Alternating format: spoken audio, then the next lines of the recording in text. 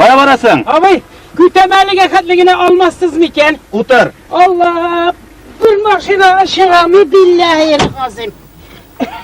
Şunda yazak gittim.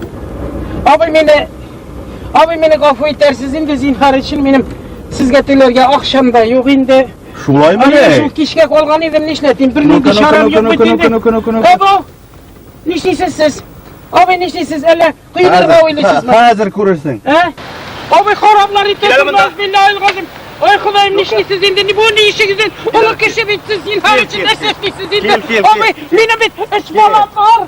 İş balam var. Abo canım. Senin iş balan vardır ey mi? Bu seni. Benim 15 kuyanım var. Eyde ülencilki. Kuyanların şatası var. Abo onu başta okşumayı demezsen.